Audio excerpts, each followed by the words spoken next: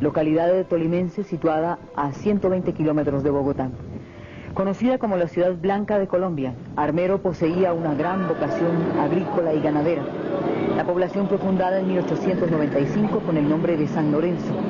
13 años después, en 1930, por iniciativa de la Asamblea Departamental, según decreto posterior del entonces presidente, el general Rafael Reyes, la localidad tomó el nombre de Armero en homenaje al mártir José León Armero.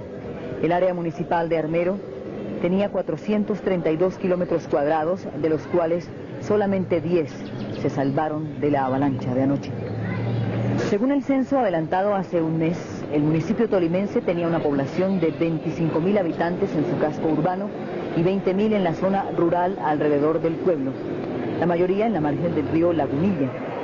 De esta próspera ciudad, donde la violencia no había logrado hacer estragos, queda hoy un denso y oscuro mar, del cual solo emerge la cúpula de su iglesia mayor.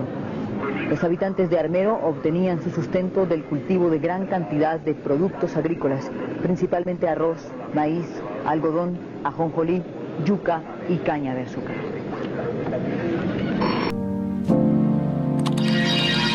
Ofrecemos en Caracol un boletín extraordinario de última hora. Pues que Armero quedó arrasado en casi el 100% quedó arrasado Armero. ¿Qué tipo de descripción podría hacer sobre lo que observó? Vea, es decir, eso quedó, todo lo borró casas, borró todo. Sí, es decir, desapareció todo el mundo. Yo creo que habrán ni un 5% estará con vida lo que es Armero. Pero usted podría hablar de cuántas personas muertas. Vea, ¿sabe qué, Jorge? La mejor forma es que averigüen cuántos habitantes tenía Armero y de ahí saquen la cuenta de que no hay siquiera un 2% de los habitantes sobrevivientes. De resto, casi todos murieron.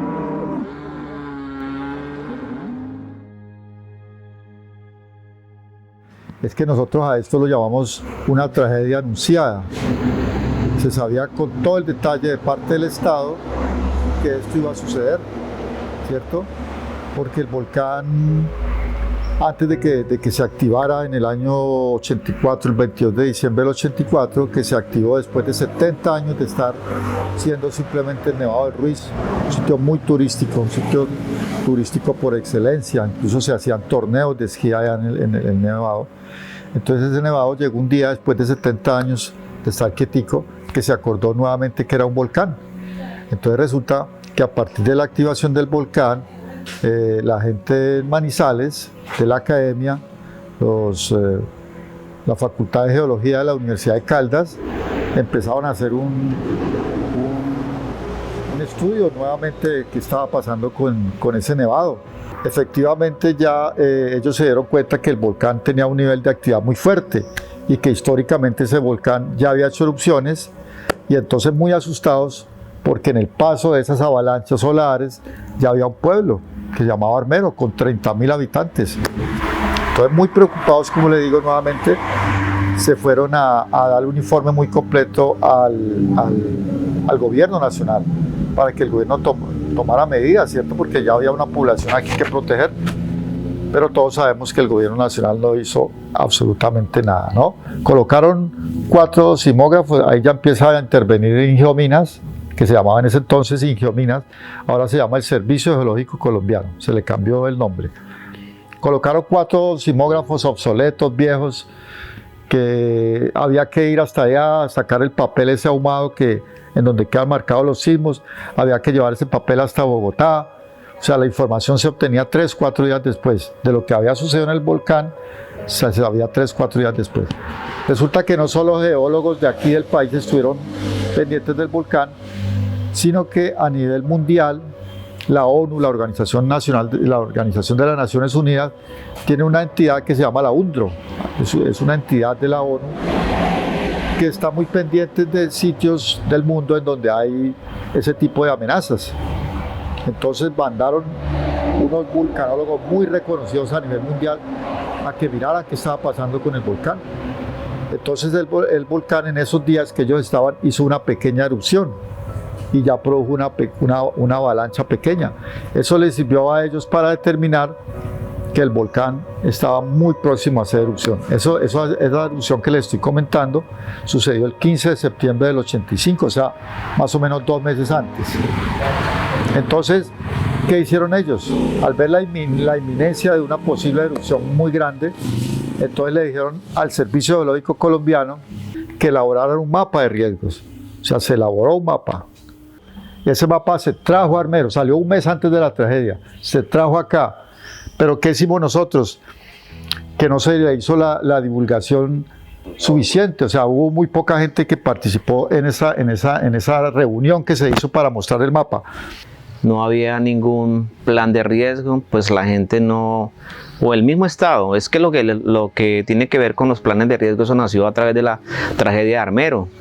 Nadie en Colombia estaba preparado para una eventualidad de ese tipo. A raíz de la tragedia de Armero fue que se empezaron a implementar que mapas de riesgo, que evacuaciones, que demarcación de los sitios de evacuación y una cosa y otra, pero realmente nunca se hablaba de la filosofía del desastre como tal, como prevención.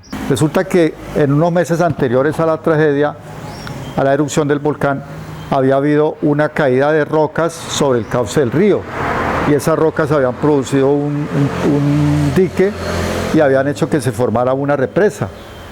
Entonces, por ejemplo, el alcalde y las autoridades y los líderes del pueblo estaban muy preocupados porque ellos pensaban que cuando el volcán hiciera erupción, se iba a venir una cantidad de agua. Ellos creían que solo agüita solita se iba a venir, iba a tumbar esas rocas, iba a hacer que esa agua se viniera sobre Armero y que eso era lo que iba a acabar Armero. Hasta donde tengo entendido, el monitoreo se estaba haciendo porque en el río Lagunilla había una losa que se había caído al río y había generado una represa, un represamiento de agua, y esa represa en ese tiempo se llamaba la represa del Sirpe. La represa del Sirpe siempre tuvo en vilo lo que fue Armero y a los habitantes de Armero, porque pues era un tema común de todas las personas hablar un poco sobre esto, porque pues representaba un peligro no tanto de una destrucción masiva de Armero, sino del peligro de una inundación. Claro que sí, muchas veces se habló de eso, de la represa del Sirpe, siempre al poblado de Convenio. Estuvo Cruz Roja pendiente de esa actividad, pero ningún otro ente de socorro. Se tuvo que monitorear la represa porque en el mes de agosto del año 85 hubo como una alerta, una alarma con la represa, y ahí yo estuve muy pendiente hasta las 11 de la noche con bomberos, con la Cruz Roja, y entonces ya nosotros sabíamos de que habían problemas con la represa. Para Armero, especialmente el grupo de emergencia, el comité de emergencia, que haga un plan de evacuación inmediato, porque no sabemos a qué hora, de momento, el invierno que estamos viviendo o cualquier fenómeno del nevado nos puede romper esta represa y vamos a tener problemas. Entonces debe estar preparado Armero en forma inmediata. Por lo regular nunca se habló del hecho como tal, sino hasta cuando sucedió, pero nadie daba información, simplemente problemática del río común y corriente.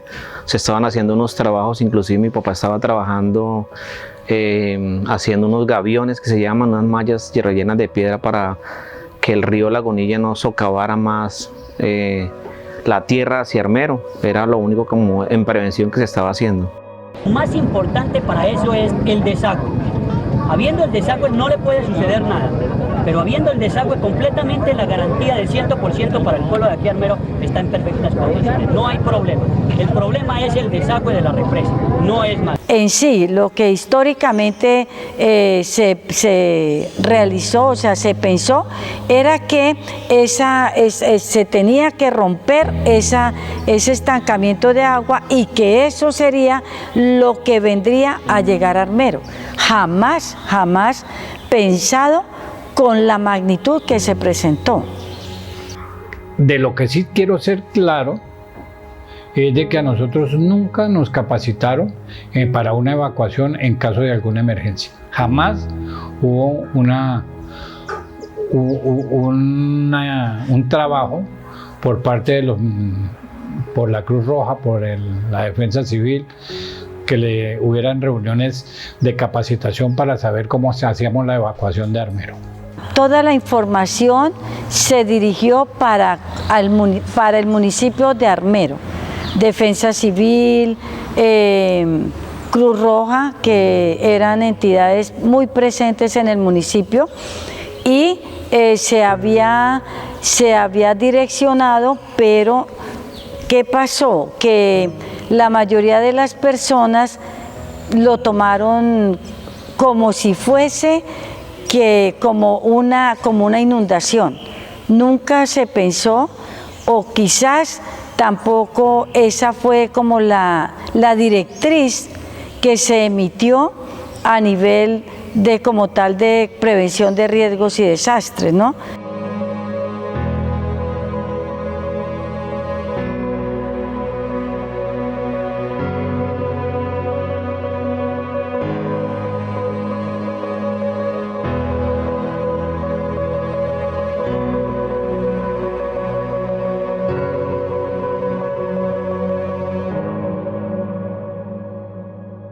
Eso lo digo yo, José Nova. Para mí, ese día hubo señales que nos las envió mi Dios, el volcán mismo, la naturaleza, como sea. Porque resulta que ese día, 13 de noviembre, a partir más o menos de las 3:30 de la tarde, cayó ceniza sobre Armero. Y lo importante, o por lo que yo digo que eso fue una señal, es que es la única vez sobre este territorio que ha caído ceniza. Iba para el occidente, o sea, caía ceniza sobre Manizales, que hubo reportes de caída de ceniza en Manizales, en Villa María, en Chichiná, hasta Dos Quebradas, hasta Pereira caía ceniza.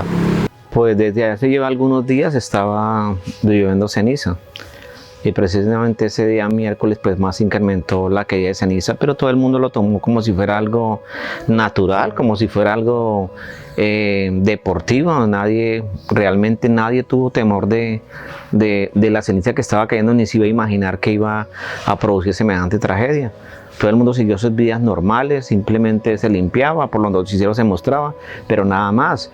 Pues yo no sé por qué hablan de zona de riesgo, que se demarcó zona de riesgo, si realmente a Armero nunca le dijeron nada. Inclusive están los testimonios en los noticieros que solamente pasaban en la lluvia de ceniza, pero no decían que hay que evacuar Armero, que hay que hacer eso ni de parte del gobierno nacional, ni mucho menos del departamental ni del municipal. Concretamente, ayer tuve la oportunidad de ir al río Lagunilla y las aguas bajan muy negras, como con ceniza. Saqué en una botella agua y al sedimentarse esa agua se observó un elemento, no sé qué será, pero el agua baja muy negra. Yo el 13 de noviembre no estuve en Armero durante el día. Nosotros llegamos de Ibagué a las 6:15 más o menos, a la casa y al barrio El Mango.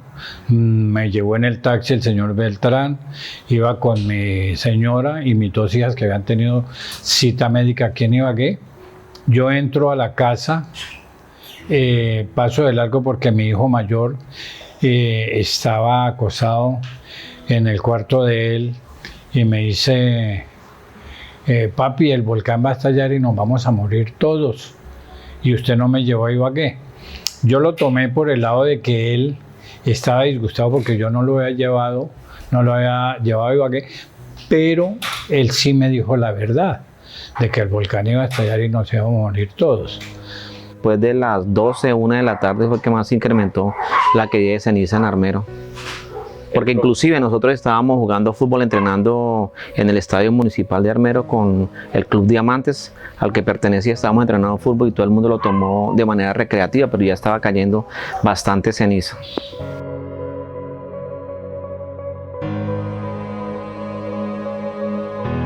Entonces resulta que siempre la ceniza va para el occidente. Solo el día de la tragedia cayó ceniza sobre Armero. Y no fue que cayó poquito y cayó toda la tarde, a partir de las 3:30, toda la tarde cayó ceniza. Sobre los parabrisas de los carros se acumuló ceniza, en el suelo se acumuló una capa. Pero entonces yo digo, ¿qué pasó? Pues la gente no tenía información realmente qué era lo que estaba pasando, no sabían qué era lo que estaba sucediendo. La gente podía estar muy preocupada, pero ¿qué podían hacer? Sé de muy pocas personas que se fueron después de ese momento, muy pocas personas. Tengo el caso de la que es mi señora ahorita. Ella me cuenta que ella fue de las poquitas personas que se fueron de Armero cuando pasó esa caída de ceniza. Y hubo un factor que hizo que la gente se tranquilizara, eso también hace parte de la historia, ¿no? Resulta que esta es una fotografía de la iglesia. Ustedes pueden ver unos altoparlantes acá, ¿cierto? Resulta que por esos altoparlantes, el cura de la iglesia, el cura párroco, le dijo a la gente que no se preocuparan después de esa caída de ceniza, que tranquilos, que eso no es nada. Yo ahorita pienso que el señor estaba muy enterado de las noticias, él había escuchado que el volcán había hecho ya emisión de cenizas y nada había pasado. Entonces les dijo que tranquilos, que lo máximo que había que hacer ese día era taparse la nariz y la boca con un pañuelo húmedo, un trapo húmedo. Y vieron que las casas tenían muchas ventilaciones, ¿cierto? Por la temperatura. Este es un pueblo muy caliente. Entonces las casas tenían mucha ventilación. Que se fuera para la casa y que taparan todas esas ventilaciones para que no les entrara la ceniza. Y resulta que en los pueblos un sacerdote es una persona que tiene mucha credibilidad en la gente, ¿cierto? Nosotros estudiamos en el Instituto Armero, en La Granja, lo que es conocido hoy como Universidad del Tolima, acá cerca de Armero Guayabal. Ahí nos recogía el bus y nos llevaba hacia Armero. Esa tarde el recorrido fue normal, nadie hablaba de desastre ni mucho menos. Inclusive estábamos trabajando con los compañeros para presentar un trabajo de biología que era como cosa rara, la armada de un pollo, de un esqueleto. De todas maneras, esa tarde estuvimos trabajando en ese esqueleto del pollo porque era para presentarlo al otro día, pero desafortunadamente pues no se llevó a cabo. Fue normal. Nosotros inclusive salimos afuera en la calle, que era destapada, era en tierra, a jugar las famosas canchitas. Nos reuníamos un grupo de amigos a jugar casi todas las noches y pues nada, no veíamos nada raro en aquel entonces. Bajamos a donde el doctor Jesús Rodríguez, Chucho Rodríguez, para que me transcribiera las fórmulas. Y me dijo, es la última consulta que voy a hacer porque ya me voy porque está cayendo mucha ceniza. Me hizo las fórmulas y cuando salí la moto mía estaba llena de ceniza. Ya no era ceniza, ya era arena. Entonces la gente seguramente se tranquilizó con eso que les dijo el padre. Pero resulta que ya en la noche, más o menos a partir de las 7:30, ¿qué pasó en Armero el día de la tragedia? Que empezó a caer un aguacero muy fuerte, muy duro. Y resulta que sonaba muy fuerte ese aguacero, al contrario pues de lo normalmente no sonaba tan fuerte un aguacero. Entonces la gente decía, pero ¿por qué está sonando tan duro? Sobre todo en los techos esos de láminas de zinc. Entonces la gente salía, colocaba las manos para ver realmente qué era lo que estaba cayendo. Y resulta que estaba cayendo ceniza, pero además un piroclasto mucho más grande. Nosotros lo llamamos arena, incluso tengo entendido que los granos son más grandes que la arena. Y caían unas piedritas que llamamos piedra pómez. Esos todos son piroclastos, son cosas que el volcán estaba lanzando en ese momento y llegaban hasta Armero. Lo cierto es que esa caída de esos piroclastos más grandes en Armero, para mí eso fue una señal ya muy muy grande. Pero ¿qué pasó ahí? Ahí hubo otro factor que hizo que la gente se tranquilizara. Resulta que en el pueblo había un señor que todos lo considerábamos como un científico. Se llamaba el profesor Edgar Efrén Torres. Él era profesor del colegio, fue profesor mío incluso. Para nosotros ese señor era un científico completo, incluso tenía un grupo de muchachos y llamaba a ese grupo el grupo científico Carlos Roberto Darwin, y habían hecho trabajos de arqueología muy interesantes. Entonces, ¿qué pasó en la emisora de radio que teníamos acá, que se llamaba Radio Armero, una emisora muy buena, que cubría todo este valle? Le dijeron al profesor, después de que cayó esos piroclastos más grandes, que lo invitaban a la emisora porque la gente estaba llamando a preguntar qué era lo que estaba pasando. Entonces ellos dijeron, pues llamemos al profesor y que el profesor les cuente qué es lo que está pasando. Resulta que el profesor al aire, la emisora, como les digo, tenía mucho cubrimiento en todo este valle, le dijo a la gente que tranquilos, que eso no era nada, que eso era algo normal del volcán. Y que incluso ese fue más allá, les dijo tranquilos, vea, lo máximo que tenemos que hacer mañana es ponernos a barrer toda esa ceniza y arena que cayó. Y como lo había dicho el profesor Edgar Efrén Torres, el científico del pueblo, pues la gente más tranquilita. Me acosté a descansar y a oír las noticias así, a ver el televisor que estaba en la alcoba de enseguida, cuando escuché lo de Hernán Castrillón, que iban a pasar a partes del partido Millonarios Cali en el Campín. Me paré las 3 veces a mirarlos aparte. En el último aparte, Hernán Castrillón dice: el grito que ustedes acaban de escuchar es la finalización del partido Millonarios 2 Cali 1. Entonces yo, como hincha del Cali, me disgusté un poquito y me fui, me acosté y me quedé profundo. Hizo erupción definitivamente a las 9:20 de la noche, que es la erupción que llamamos magmática, o sea, donde sale la lava que produce el deshielo posterior, ¿no? Entonces resulta que la idea es que Armero llegó alrededor de las 11:15, 11:30 de la noche. Generalmente entonces decimos que a esa hora en un pueblo la gente está durmiendo, ¿cierto? Entonces resulta que yo les digo a las personas acá que qué pudo haber alertado a la gente, qué pudo haber despertado a las personas acá. Entonces pues la gente le dice a uno, seguramente el ruido. Claro, eso fue lo que hizo que la gente se despertara, el ruido tan impresionante. Ahí empieza toda la tragedia. Nosotros nos fuimos a acostar normalmente y la gente estaba muy concentrada en ese partido y básicamente pues olvidó de lado la tragedia en ese momento. Básicamente a nosotros no nos dimos cuenta de los ruidos que hizo la tragedia, porque nosotros nos despertó, fue ya la bulla de la gente y la gente golpeando la puerta para que saliéramos. No, se oía que venía algo impresionante, un ruido impresionante. Aquí hay una roca que puede ser de grande como este salón, como esa roca bajaron todas las que usted quiera. Entonces imagine usted el ruido tan impresionante que podían hacer esas rocas, entre ellas mismas golpeándose y destruyendo paredes, tumbando edificaciones. La única coincidencia aquí de la gente era que corrían al lado contrario del río, corrían del río hacia acá, o sea, este es el río. Nosotros en este momento estamos acá, esta es la carretera. Entonces este es el río Lagunilla, aquí una sequía de riego, un canal de riego. Entonces la gente, la coincidencia era retirarse del río, porque es el momento entonces de contarle que el único temor que tenía la gente aquí en Armero real era que el río se iba a desbordar, que iba a haber una creciente del río.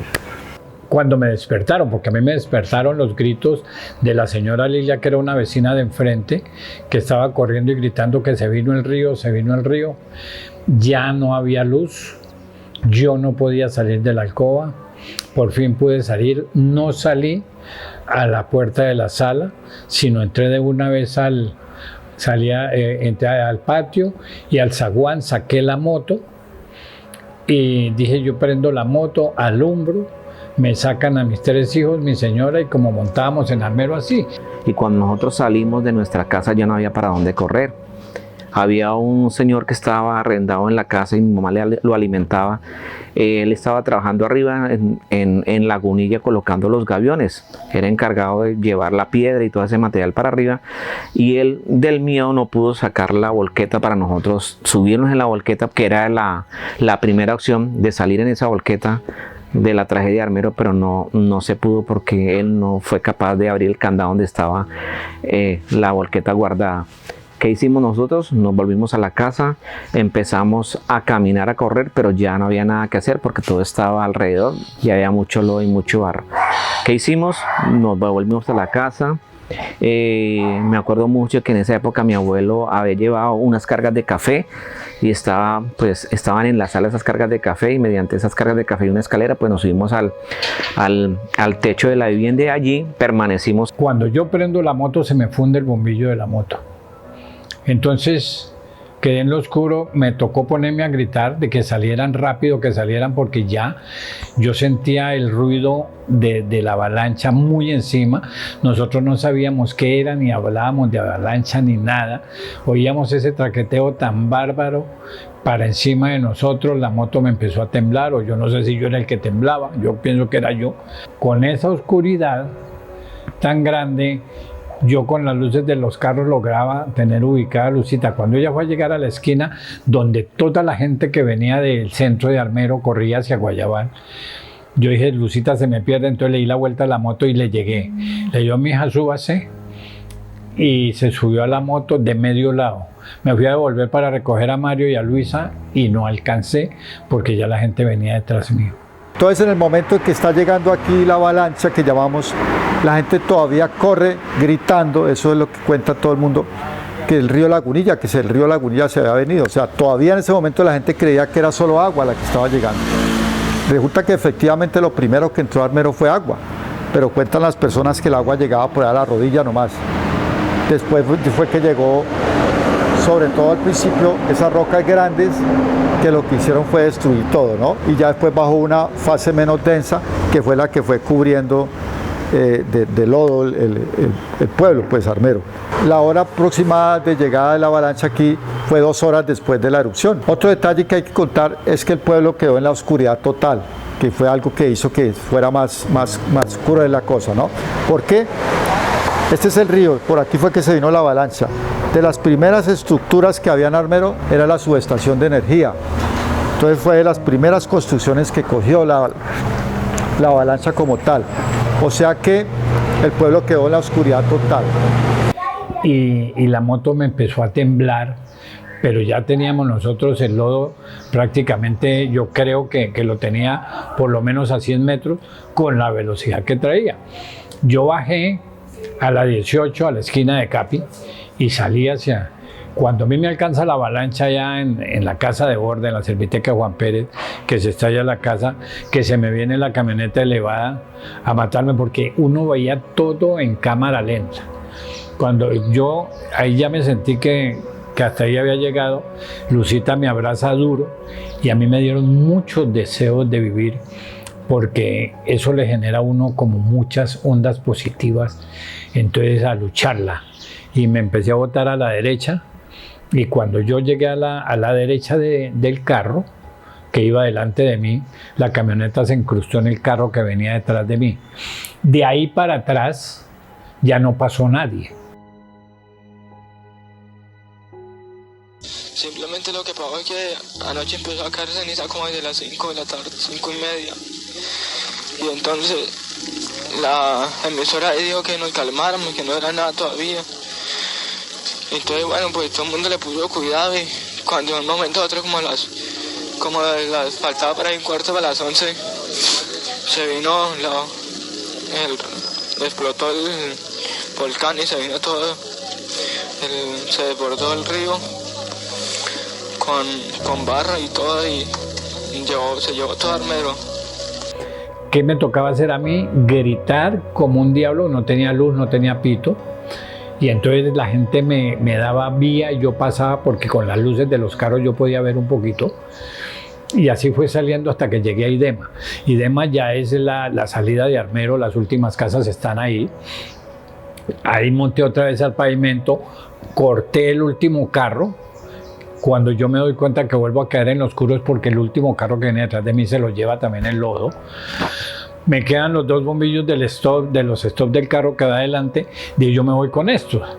Cuando el carro acelera, yo acelero y casi me caigo porque la moto se rompió por el arenero que había en el pavimento. Pero no, la gasolina le alcanzó a la motico y llegamos a Guayabal.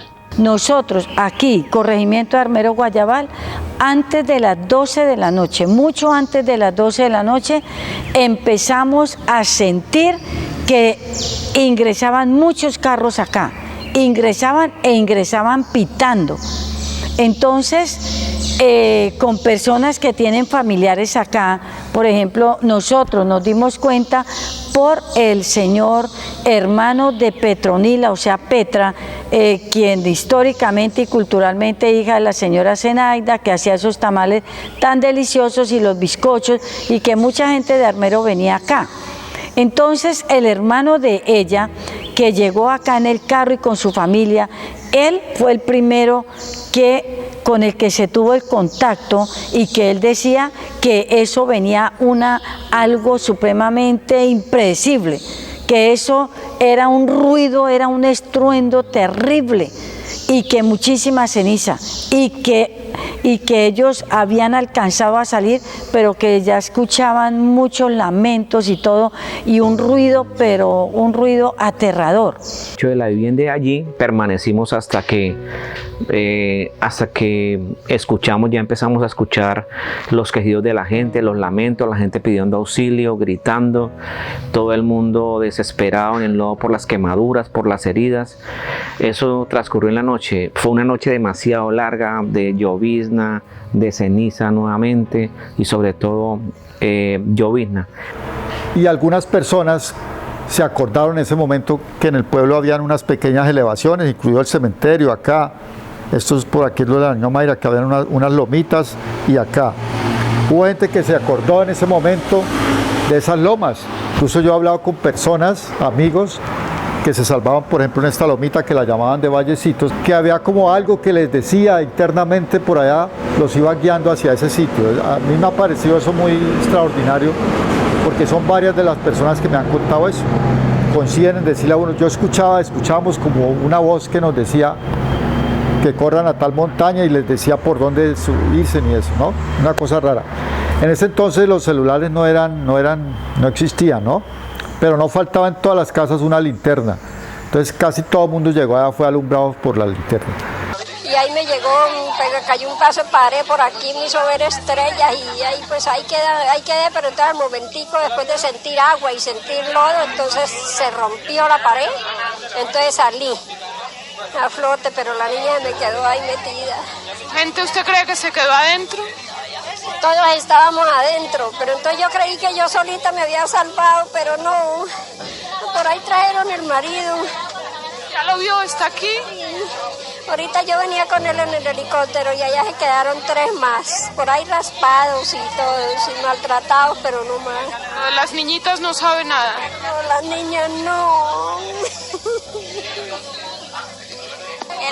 Eso fue en la casa, cuando empezó a caer un poco de arenita y nosotros pensábamos que no era nada porque en la radio dijeron que no nos agitáramos, que eso no era nada. Cuando nosotros nos levantamos ya Armero ya estaba tapado de lodo. Ya donde no es que nosotros vivíamos en un sector que se llama La Plazuela y ese sector quedaba cerca al cementerio. Entonces eso quedó como una isla en esa parte y por todo lado hubo lodo menos en esa cuadra. Solamente por el patio de la casa.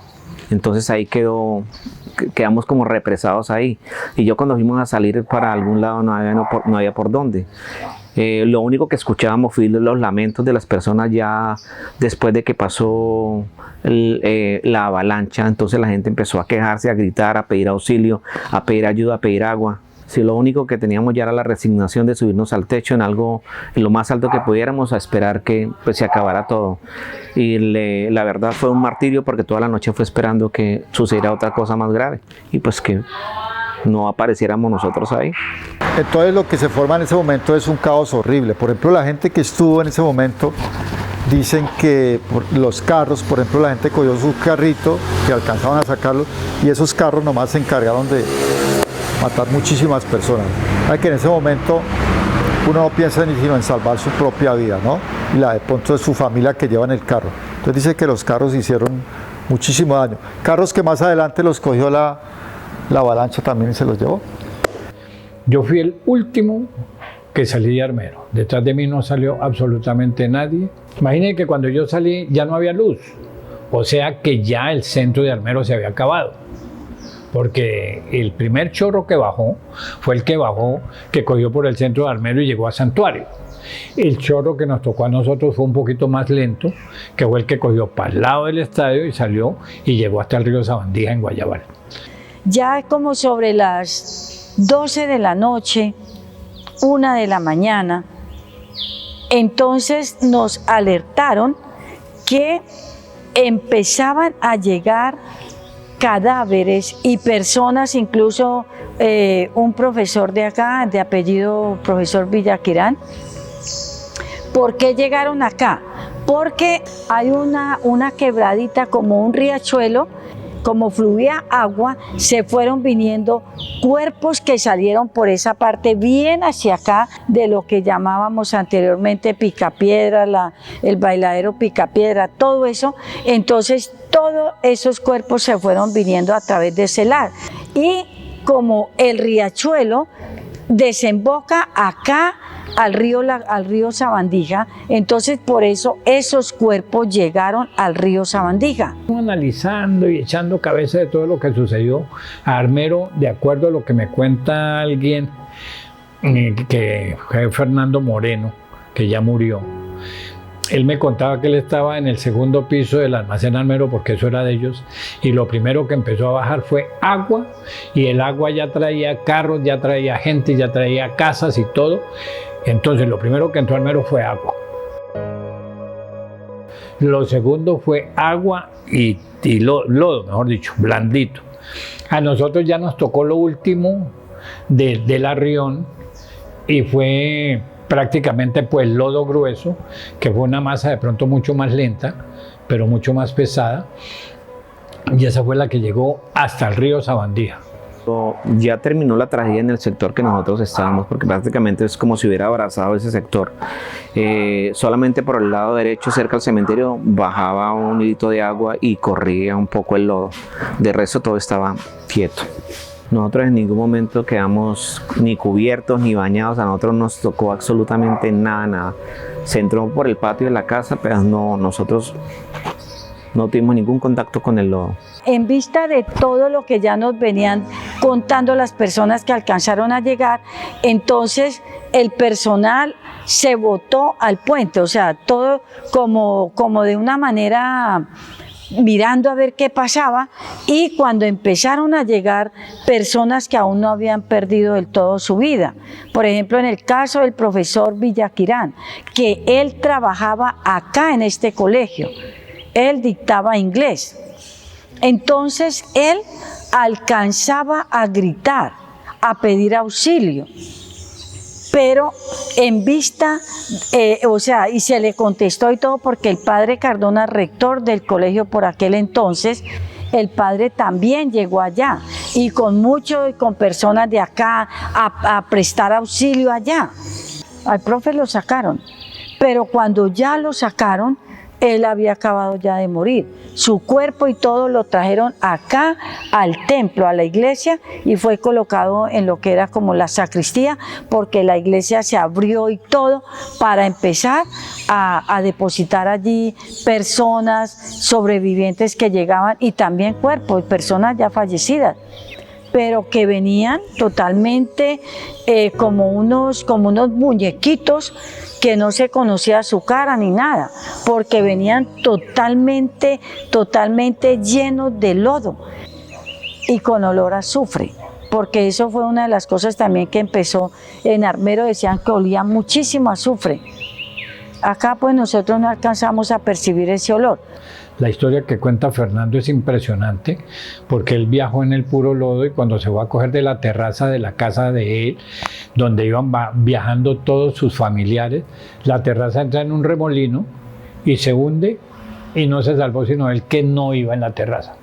Después de que ya iba pasando el día después de la tragedia, pues toda la gente estaba preocupada, que los que estábamos ahí, ¿qué íbamos a hacer? No se podía prender ninguna estufa, porque ya por los radios empezaron a decir que no podían prenderse estufas, que no podía no sé qué, no se podía cocinar, no se podía hacer nada. Entonces la gente empezó a desesperarse, a buscar sitios más altos, porque por las noticias pues decían que había que buscar sitios altos, y pues el único sitio alto que había en Armero era el hospital, que tenía 2 plantas. Entonces todo el mundo, la mayoría de las personas que pudieron, llegaron al hospital. ¿Cómo llegamos al hospital? Pues con la gente puso tejas, puso todos los desechos que se pudieron por encima del lodo, y fue de la manera como nosotros llegamos al hospital. Viendo al otro día también a muchas personas subirse en las tejas, hacer desde diferentes puntos puentes, digámoslo así, sobre tejas, para poder medio salvar sus vidas. Eso empezaron a llegar cuerpos y cuerpos que se fueron sacando, y nos llenamos de cadáveres acá en todo lo que fue donde era el cuartel de la policía. Todo eso eran cadáveres y cadáveres, que al cabo de 3 días pues ya eso era un olor, eso ya era una situación ambiental preocupante, delicada. Entonces pues se desplazó, imagínense, desplazar personal y todo para empezar a hacer todo lo del proceso de huellas dactilares y todo, para una vez realizado ese proceso sí poderlo llevar a una fosa común. Aquí hay muchos cadáveres enterrados en el cementerio. Encontramos muchas personas mutiladas, empezamos a encontrar algunos amigos que también ayudamos para que se fueran con nosotros para allá, a tratar de limpiarles la cara, porque la cara eran totalmente irreconocibles, simplemente era porque pues ya se hacían más visibles y la gente podía reconocer a alguna de las personas. encontrar los diferentes locales totalmente destruidos, el cuerpo de bomberos inundado, totalmente destruido, sin ningún voluntario en el cuerpo de bomberos, que fue por una de las partes que pasamos para llegar al hospital. Fueron más o menos unos 500, 600 metros que se recorrieron hacia el hospital. Luego que llegamos allá, pues la gente nos ayudó a escalar al hospital, y ahí en el hospital estuvimos 3 días de zozobra. Llegaban los socorristas a llevarnos agua, a llevarnos enlatados, a llevarnos muchas cosas para que sobreviviéramos la noche, pero no rescataban todavía absolutamente a nadie, porque estaban en otro proceso de rescate de las personas que lo necesitaban más que nosotros, entre comillas, porque estábamos en un sitio pues donde podíamos, por decir así, preservar la vida en ese momento. El único peligro era que viniera otra avalancha, que era lo que cada nada en el noticiero y las alarmas anunciaban cada vez, muy repetidamente, ¿no? Que viene otra avalancha. Todo el mundo despejaba en el campo de Armero, y nos quedábamos nosotros ahí sobre el techo, sobre la terraza del hospital, esperando, pues con la cabeza entre las piernas, agachados. Todo el mundo ya ni lloraba, ya no tenía ni sentimientos ni lágrimas para llorar más. Muchas personas ya se resignaban y bajaban la cabeza. Lo único que nos hacíamos era unirnos y esperar al momento en que llegara nuevamente otra avalancha.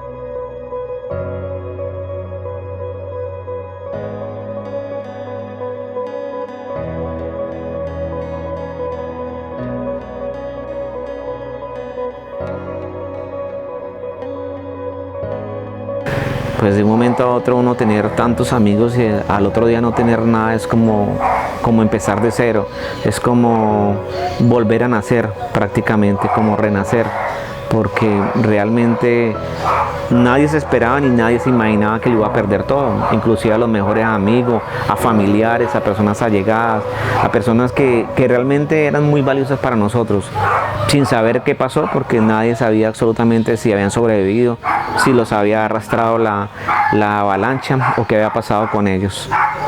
Cuando ya yo voy llegando a la granja y me doy cuenta que estamos salvados, me empiezo a analizar que dejé botados a mis hijos y empiezo a llorar, y los di por muertos. Mi señora jamás los dio por muertos.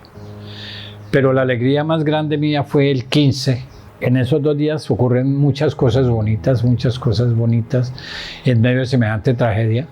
Mi Dios me dio también la oportunidad de haber sido el primero que organizó al ejército en Guayabal a las 6 de la mañana cuando llegamos con el primer herido, y sacar los primeros heridos a Mariquita. Eso lo saqué yo en un carro del ejército que me prestó el ejército, ahí que yo lo organicé.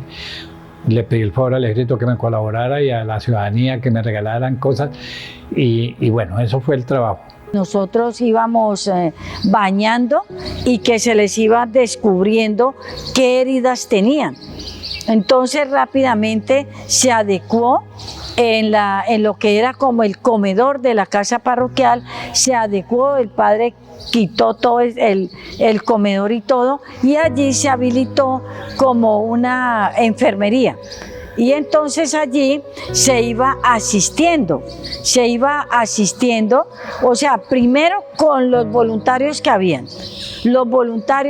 Entonces se iba como tomando el nombre de las personas, primero que todo, tomando el nombre de las personas y como seleccionando qué heridas tenían, que adecuaron guardería para que todos los médicos que fueron llegando al llamado Médicos Sin Fronteras, bueno, Ministerio de Salud, todo, entonces se adecuó allí un hospital.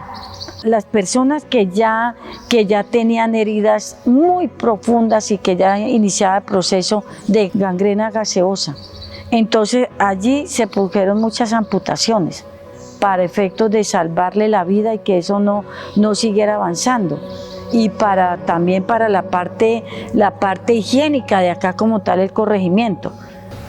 ¿Qué hicimos al otro día? Al otro día, pues al ver todo eso, a tratar de ayudar a la gente que más se pudo. Tratar de darles agua como con un trapito, untarles los labios de agua, porque la gente estaba quemada, la gente tenía unas heridas impresionantes, que cómo se iban a manejar esas heridas. Nosotros no teníamos ni las condiciones ni los medios para hacerlo. Hubo un piloto que sobrevoló y él fue el que dio apertura a la noticia mundial que Armero que había quedado en un playón. De los primeros que vieron la avalancha como tal o lo que había pasado en Armero, eso sí lo tengo muy claro, somos muy amigos del señor, ha venido acá, ya es una figura reconocida en Colombia y es un señor de la Defensa Civil de Venadillo que se llama el señor Leopoldo Guevara. Entonces este señor, que había estado toda la tarde acá, se regresó ya por la noche para Venadillo, a su pueblo. Él era el director de la Defensa Civil de Venadillo. Pero resulta que ese señor también es el dueño todavía, y era en ese entonces, de una empresa de fumigación aérea. O sea, tenía pista de aterrizaje para las avionetas y tenía avionetas de su propiedad. Entonces, ¿qué hizo el señor al otro día? Apenas amaneció, llamó a uno de los pilotos de las avionetas, a un piloto, el capitán Fernando Rivera, y se vinieron los dos a sobrevolar a ver qué era lo que ha pasado en Armero. Entonces, muy temprano, cuentan que eso fue apenas hubo luz, que se vino a sobrevolar, y pues imagine usted un señor que conocía exactamente Armero. Entonces el señor, muy asustado al ver semejante cosa tan horrible, se devolvió y se bajó ya más cerquita en Lérida, Tolima, había también una pista de fumigación, aterrizó ahí, se devolvió de una para el pueblo, para Lérida, y llamó a Caracol. Él habló con Yamida Más, llamó a Caracol y llamó a la Presidencia de la República, habló con el secretario de la Presidencia, y fue el que le dio la noticia prácticamente al mundo de lo que había pasado en Armero. Incluso a él le preguntaban, pero bueno, ¿y usted qué es lo que...? Y les descontaba, no, es que Armero prácticamente se desapareció, no hay pueblo. Dice, señor, ¿sería que usted se equivocó? ¿Usted cogió para otra parte? ¿Cómo le ocurre decir eso? O sea, lo trataron incluso mal, que irresponsable. No, pero es que yo conozco a Armero, yo estuve incluso la noche anterior. Pero entonces, ¿qué tanto quedará de Armero? Resulta que el señor decía, y yo ahorita le hallo la razón, él decía, Armero quedará por ahí el 5%, porque en ese momento todavía no había empezado a drenar ese lodo, entonces se veía muy poquito de esta parte, que era lo único que había quedado. Entonces ese señor que se llama Leopoldo Guevara con el capitán Fernando Rivera fueron las personas que prácticamente le dieron la noticia a todo el mundo. A partir de ahí ya empezaron a llegar los organismos de socorro. Pero usted podría hablar de cuántas personas muertas. Vea, ¿sabe qué, Jorge? La mejor forma es que averigüen cuántos habitantes tenía Armero y de ahí saquen la cuenta de que no hay siquiera un 2% de los habitantes sobrevivientes, de resto casi todos murieron. Ibagué ya sabía de la tragedia, mejor dicho. Ahora, yo en Mariquita encontré un carro de TV Hoy, que eso fue la rabia que me dio. Un carro de TV Hoy. Yo estaba llevando combustible para tanquear los tractores para metérnosle a Armero en Mariquita, y yo paré al jeep de TV Hoy y les dije que Armero se había acabado y no me pararon bola, me dejaron botado. Es que ellos iban a ver, era un puente que se había caído ahí saliendo de Mariquita. Sí, molesto porque era más importante lo de nosotros. Ya estábamos resignados a que pasara algo peor, y que ya pues al otro día ya se empezaron a escuchar las emisoras de radio hablando, y las emisoras de radio no ayudaron a mucho realmente. Lo único que hicieron las emisoras de radio en ese momento fue aterrorizar más a los que estábamos vivos, porque ahí sí pudieron hacer reportes, ahí sí había información de todo el mundo, que venía otra avalancha, que se iban a morir los que ya estaban medio vivos. Entonces eso fue algo impactante, porque pues en vez de ayudar a consolar a la gente, lo que hicieron fue realmente crear mucha confusión y mucho caos.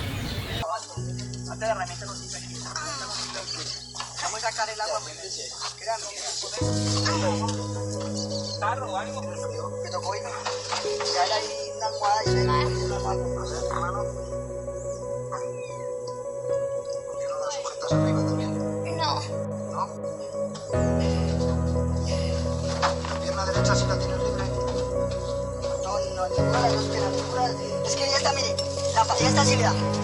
Ya la pared le cayó en todos los pies de ella. ¿Sí? Y la pared le cayó así, y por debajo está un cadáver de la tía, el cadáver. Entrar a Armero era imposible.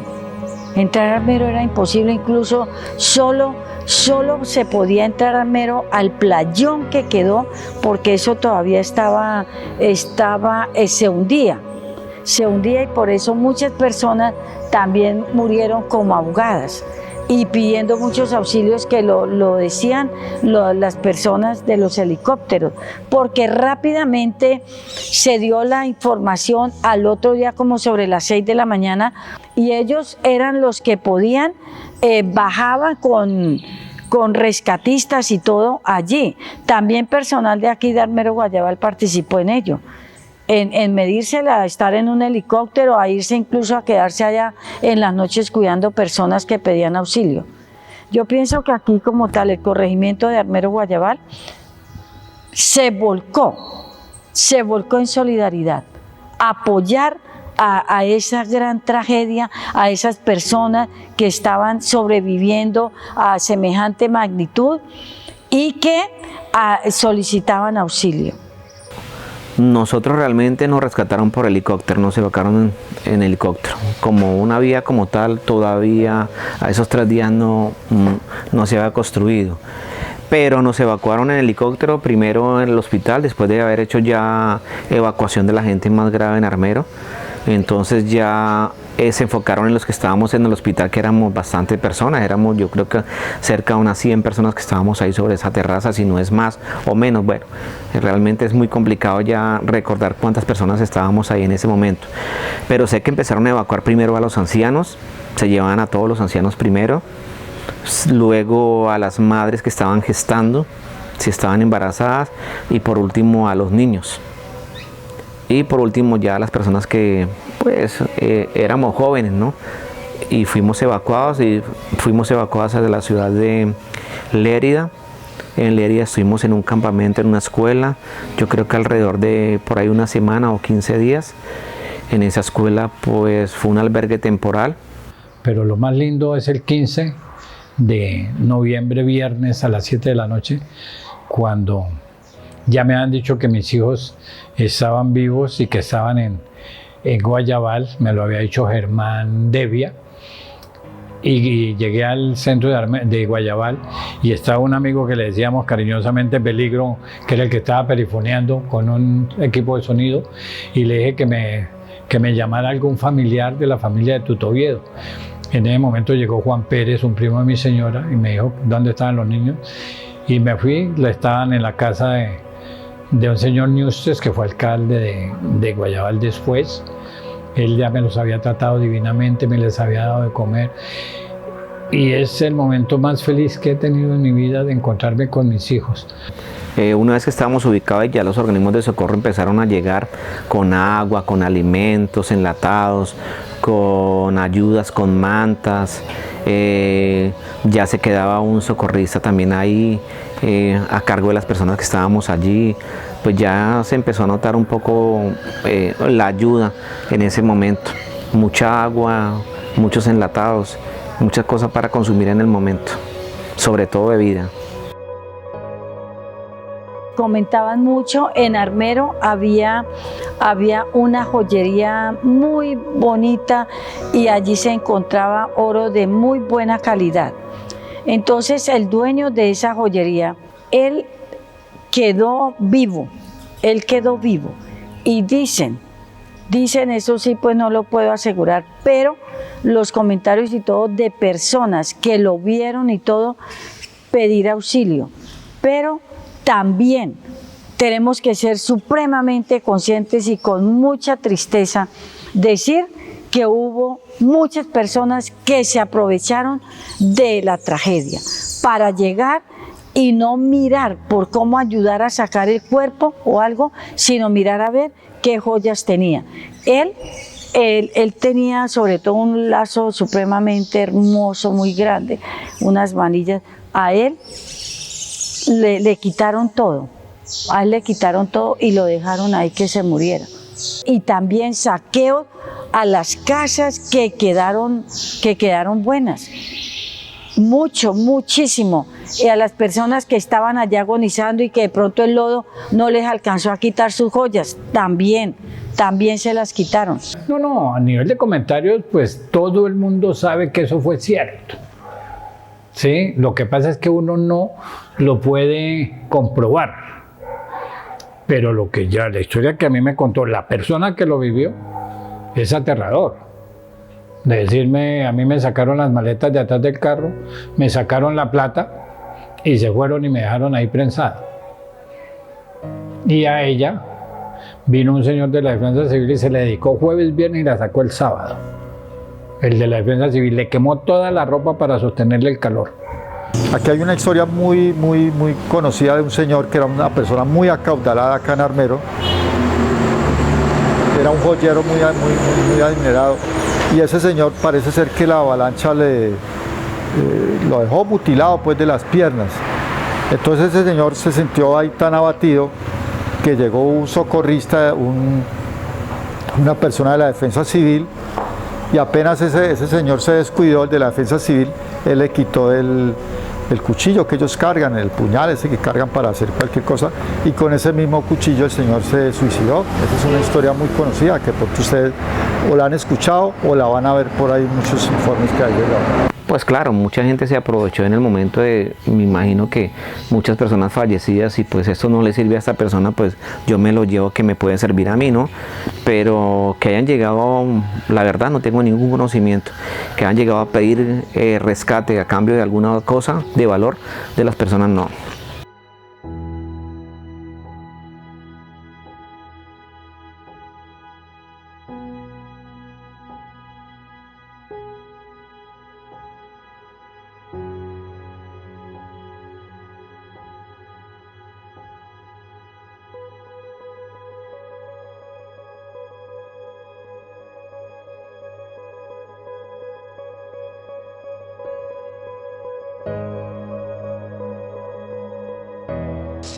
Bueno, el cadáver de la señora se está descomponiendo, ese es el otro problema.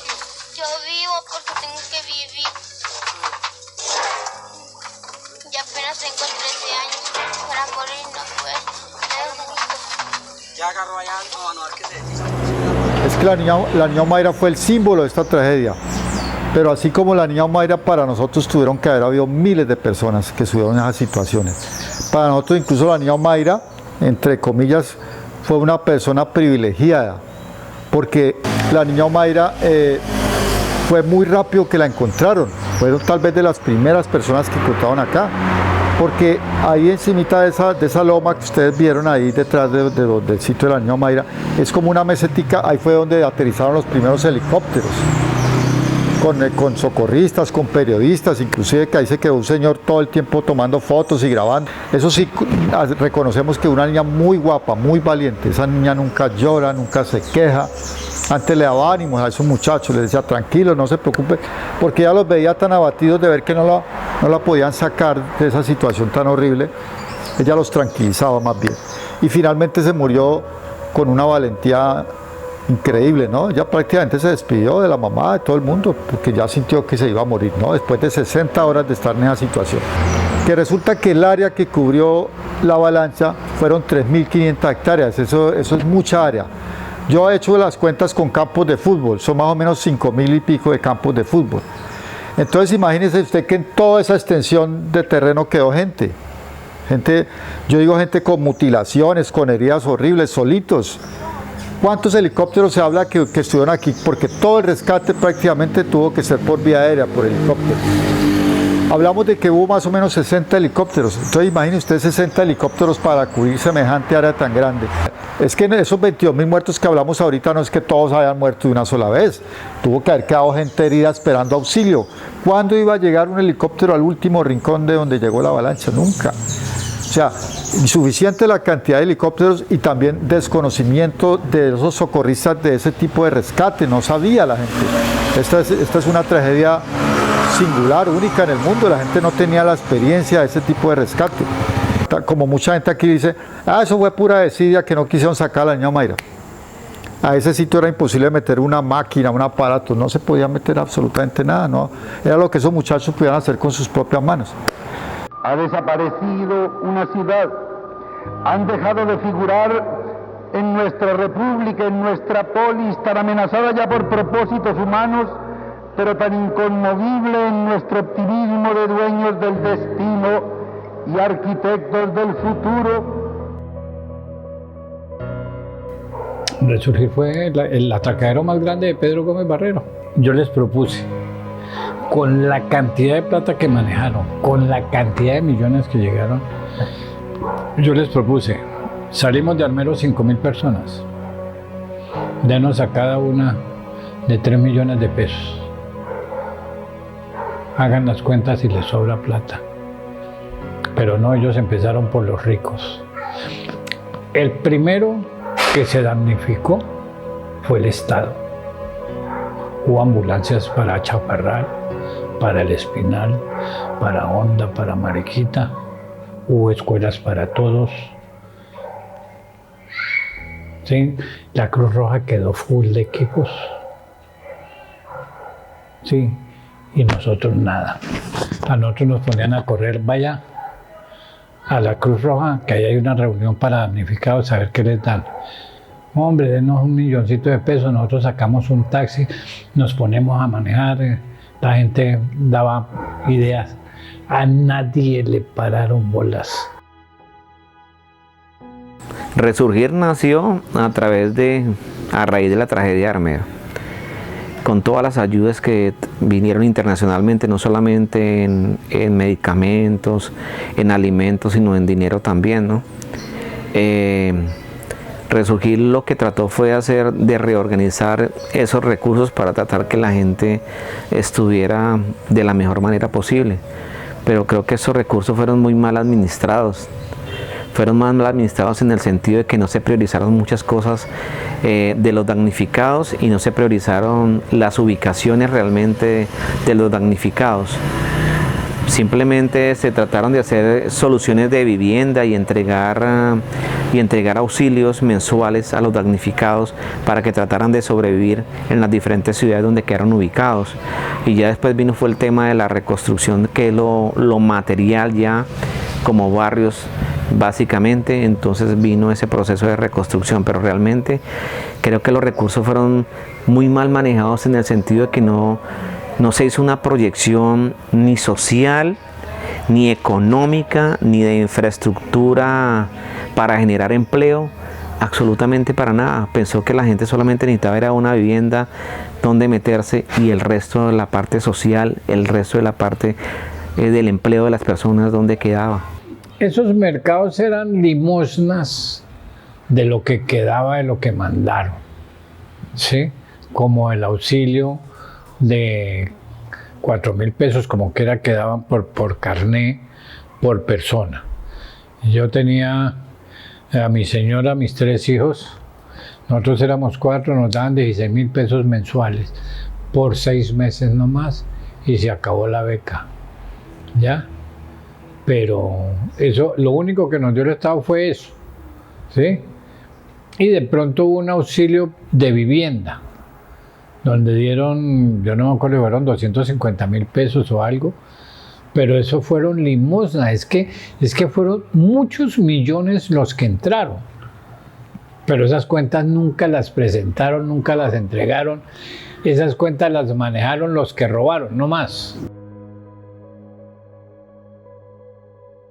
Nosotros no pudimos seguir siendo damnificados toda la vida y esperando un bono del Estado para que nos siga manteniendo. Teníamos que recuperar nuestras vidas, a pesar de que por intermedio de la Cruz Roja, tanto alemana como suiza, americana, se hicieron muchos procesos microempresariales en el municipio para fortalecer a los damnificados, para que tuvieran sus herramientas, para que tuvieran unos fondos. No fue realmente suficiente para que se desarrollara realmente estos pueblos como tal. Vemos que Lérida, Guayabal, sumidos en la pobreza, sin desarrollo, económicamente solamente recibiendo las ayudas del Estado, lo que dan de regalías, y básicamente estancados, no hay un progreso. Yo creo que una compensación nunca va a ser, digámoslo así, en un monto de dinero nunca va a ser suficiente, porque no es compensar a la gente económicamente.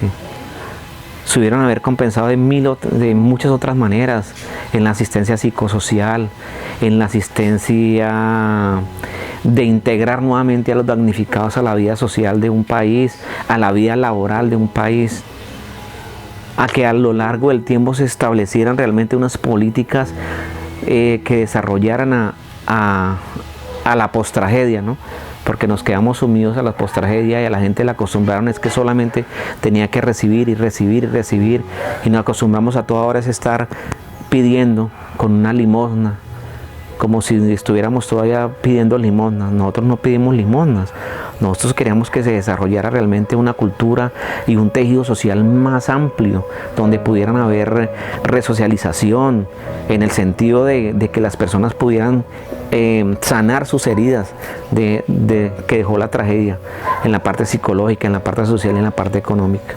Pues desafortunadamente Armero era un emporio económico bastante amplio, tenía más de 6, 7 bancos, eso no lo tenía ningún municipio en el departamento del Tolima, era una ciudad demasiado pujante. Mire que tenemos el día de hoy, un municipio en lo cual lo saquean cuantas veces quieren, no se ve el desarrollo, no se ve absolutamente nada, porque no hubo una política, a largo tiempo para que realmente se beneficiara a todo el mundo de eso, tanto los municipios como las personas que acogieron a todos los damnificados de Armero. A mí nunca me dieron un peso, siendo yo maestro. Nunca me dieron un peso los del sindicato. Nunca me metieron en el plan de vivienda de los maestros. Y conocí una viuda de un maestro que le tocó hasta vender su cuerpo para poder comer. Porque para los que manejaron la plata que dieron a los maestros, la plata fue únicamente para los que quedaron vivos. Los maestros muertos no sumaron nunca, nunca.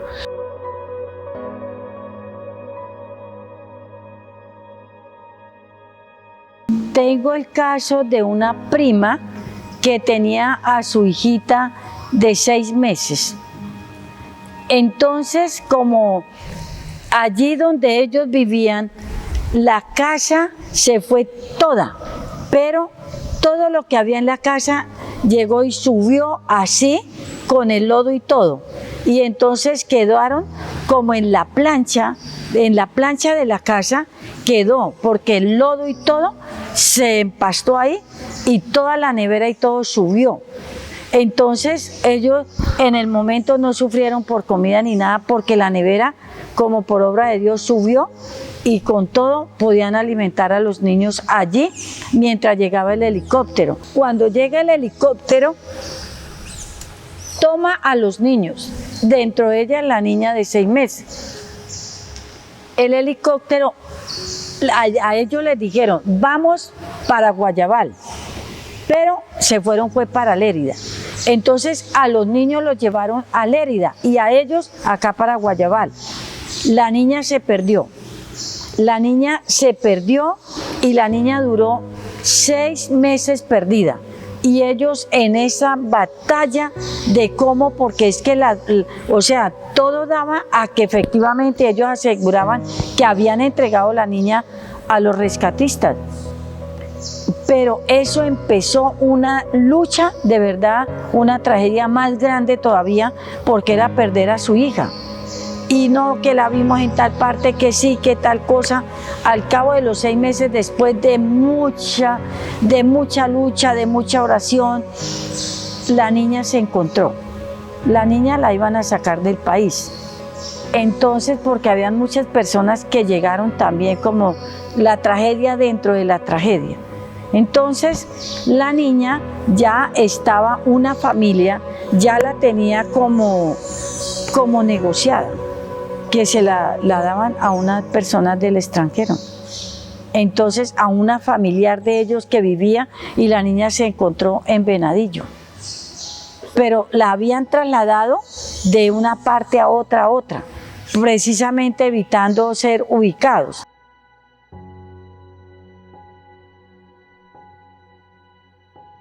Fue muy difícil. Digamos, los 2 primeros años duré loco. No hacía sino tomar y llorar. Y pues afortunadamente yo tenía mi profesión, tenía mi sueldo. Entonces la parte material, las familias nos ayudaron, porque la casa de mi hermana, el hotel estaba lleno de heridos, de todas las familias. Lo que sí tenía yo muy claro, lo tuve desde un principio, es que Armero se había acabado y Armero se había muerto. Yo no puedo seguir con el cuento de que Armero vive, porque si bien es cierto que se perdieron muchas vidas, muchos amigos, mucho amor, uno tiene que ser realista. Yo dije, Armero se acabó y me voy a quedar aquí en Ibagué y aquí me quedé. Pues realmente la vida sigue, pero es muy difícil para aquellas personas que en su corazón todavía no encuentran a sus familiares sabiendo que salieron vivos de Armero, como en el caso de unos amigos que tenemos, 2 hijos, que todavía ellos no han tenido tranquilidad porque por noticieros se vieron que salieron vivos, muchas personas vieron que salieron vivos, pero nunca los han podido encontrar. En anhelo de esas personas de reencontrarse con sus seres queridos, lo que todavía persiste después de 38 años de tragedia. Esa resiliencia todavía no ha llegado para ellos. Para algunos pudo haber llegado, y podemos tener el valor y la fuerza de voluntad para salir de las circunstancias, pero a muchas personas les tocó el corazón en lo más profundo, y esas personas...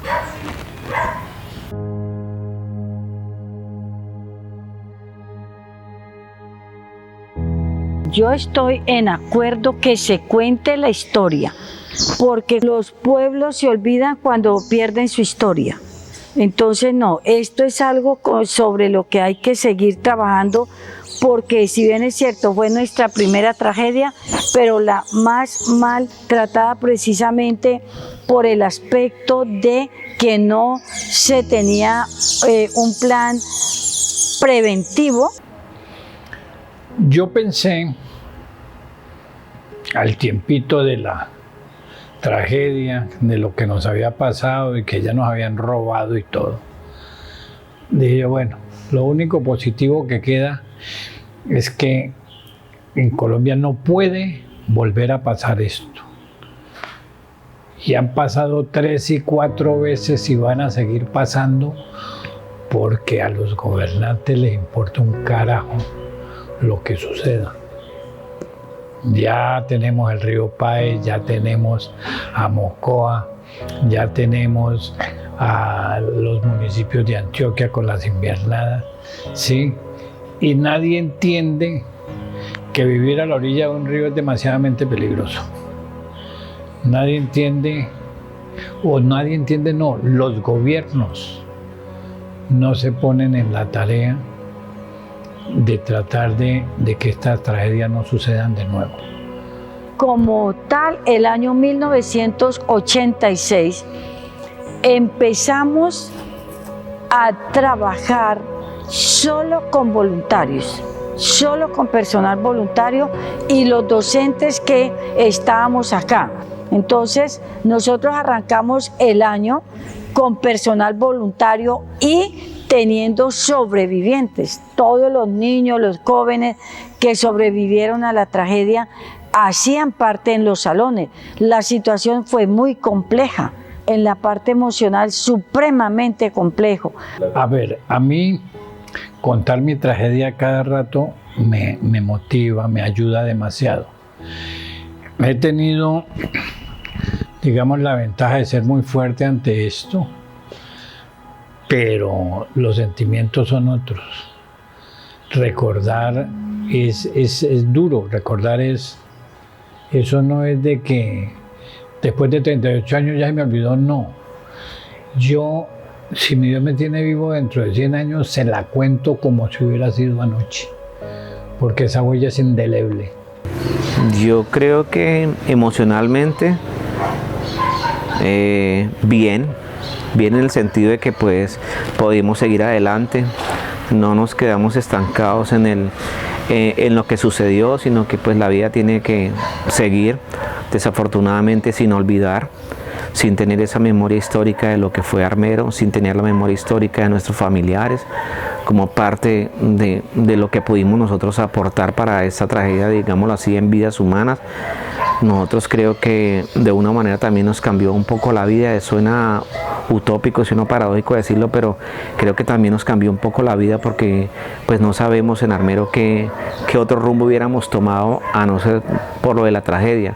De pronto podríamos tener esta casa que tenemos hoy acá, que fue donada por la Corporación Minuto de Dios después de la tragedia que se construyó. En la construcción nosotros pusimos mano de obra y nos entregaron esta casa, que es una casa que nos entregaron al núcleo familiar y que todavía la conservamos acá.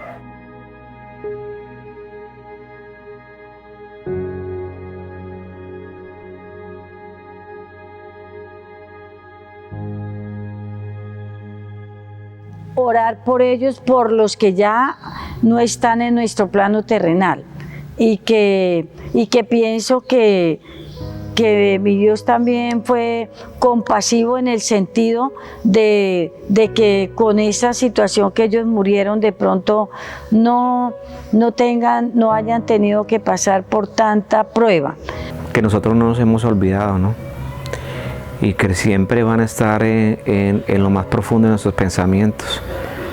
Creo que el recordar a las personas, el hecho de ir año a año a Armero es recordarlos, ¿cierto? Y tener viva esa fe y esa esperanza de que están en mejor parte, de que tal vez Dios los tenía destinado así y que tal vez esta tragedia fue como el impulso para que se transformara una sociedad en la prevención y la asistencia a desastres en Colombia. Se acabó el pueblo, pero no se acabaron los recuerdos, no se acabaron las ideas, no se acabaron los pensamientos. Para mi mamá y demás familia que perdí allá, para mis amigos, para todas las personas que fallecieron, siempre las llevaremos en el corazón, siempre las llevaremos en el alma. Ya han pasado 38 años y ya digamos en la edad que yo tengo, que son 72 años, ya también me voy aproximando a ir a acompañarlos a ellos, pues decirles que, como decía mi papá, ya para lo que me falta lo hago a pie y allá estaré con ellos. Sea esta la oportunidad para enaltecer a ellos que sobrevivieron y que han sido esa luz, que han continuado con esa gran brecha que la siguieron abriendo y la tienen muy en alto hoy en día a nivel departamental y nacional. Para mis amigos los sobrevivientes, para las personas que salimos esa noche, pues para ellos que sigamos teniendo la fortaleza de salir adelante. Nosotros aquí tenemos un grupito donde nos reunimos a recordar y tan lindo es acordarnos únicamente de lo bueno de todos nuestros amigos desaparecidos y aún sobrevivientes, de poderlos recordar, de coger a Armero calle por calle para saber todo lo que hacíamos en nuestra juventud. De todas maneras, un saludo para todos, los quiero, los amo, y Armero seguirá viviendo en la cabeza de nosotros. En la parte física sabemos que Armero ya se murió. Nuestro mensaje es muy claro. Nosotros con un grupo de amigos hemos creado el Centro de Historia de Armero. Y ese Centro de Historia de Armero lo que precisamente pretende es eso. Tener viva la memoria de Armero. No la memoria de la tragedia, porque si tenemos viva la memoria de la tragedia, pues siempre vamos a estar en un estado de confusión. Pero nosotros sí queremos que la memoria de Armero, en todos los aspectos que tenía Armero, tanto positivos como negativos, no se olvide, que trascienda de generación en generación. El hecho de que ha sucedido una tragedia no da pie a que olvidemos a la que una vez fue llamada la Ciudad Blanca de Colombia.